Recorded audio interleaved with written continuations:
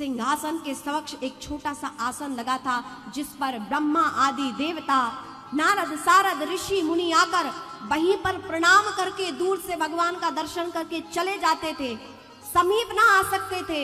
लेकिन आज देखिए, जिस सिंहासन के समक्ष एक छोटा सा आसन लगा, सब वहां प्रणाम करके चले जाते थे, इतनी हिम्मत नहीं रखते थे कि आगे भगवान के चरण स्पर्श कर लें। लेकिन आज उस सिंहासन पर स्वयं भगवान नीचे बैठे उस सुदाम देव जी महाराज को अपने दिव्य सिंहासन पर बैठाया, सभी रानियों को बुलाया है, हे देवियों आओ, आज सौभाग्य जागृत हुआ है इस द्वारिकापुरी का कि हमारे यहाँ आज पूर्ण तपस्या का प्रतिरूप सुदाम देव जी महाराज पधारे, इनका आशीर्वाद लो। अपनी पत्नियों को, पूरे परिकर को बुलाया, सिंहासन पर विराजमान किया। कभी रुक्मणी जी को आदेश नहीं मिला, कभी रुक्मणी जी ने ऐसा कोई कार्य नहीं किया, क्योंकि इतने अनंत दास दासियां सभी खड़े रहते थे सेवा में। लेकिन आज प्रथम बार भगवान ने अपनी पट्टमही सी सबसे बड़ी महारानी को आदेश दिया, जाओ रुक्मणी जी जल का कलश लेकर आओ, इन ब्राह्मण देवता के मैं चरण दूंगा,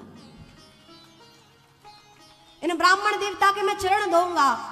रुक्मणी जी अंतापुर में दिव्य स्वर्ण कलश में जल लेकर आती, उससे पूर्व तो भगवान ने जैसे ही चरणों में हाथ लगाया तो देखा कि बिमाई फटी हुई है, रक्त प्रवाह हो रहा है। भगवान ने जब ऐसा देखा तो अपने जल तो बाद में आता, अश्रु जल से ही उनके चरणों को धो दिया है। भगवान हाथ में, पैर में जब हाथ लगाया तो देखा इतना रक्त प्रवाह हो रहा है। मेरे मित्र के जीवन में इतना कष्ट है सुदामा, तो पूर्व से आ जाते तो कष्ट तो ना भोगना पड़ता। हे मित्र, तुम्हारी ऐसी दुर्दशा देखकर मुझे बहुत पीड़ा हो रही है, मेरे मित्र को इतना कष्ट हुआ। भगवान ने अपने नेत्र जल से सुदाम देव जी महाराज के चरणों को धोया है।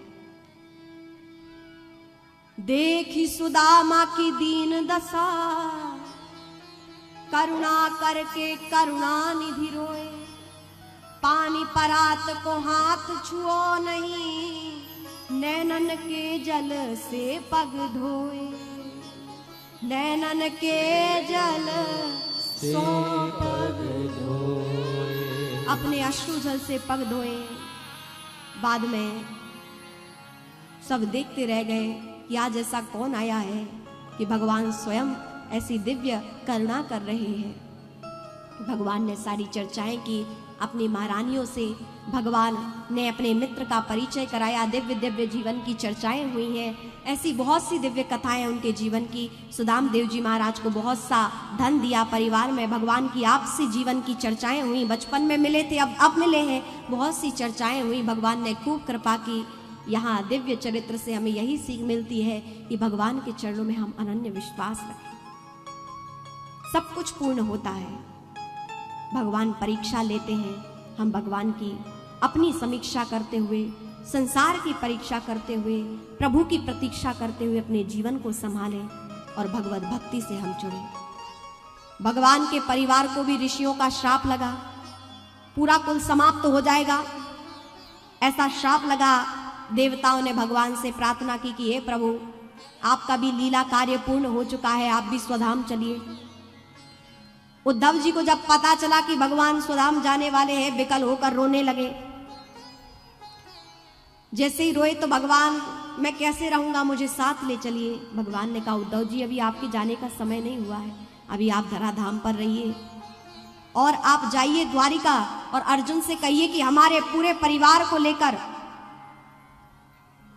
आप हस्तिनापुर चले जाएं, क्योंकि 7 दिन में द्वारिका डूब जाएगी। तो हस्तिनापुर लेकर आप हमारे सारी महारानियों परिवारों को लेकर जाएं। ऋषियों के श्राप के कारण हमारे परिवार का संहार होगा।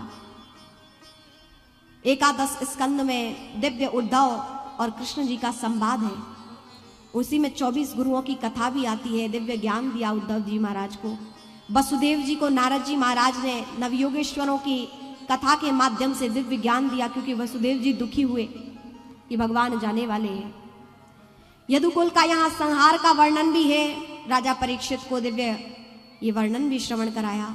बलराम जी महाराज शेषावतार हैं, भगवान की आज्ञा प्राप्त की, बलराम जी भी अपने स्वधाम गमन करते हैं।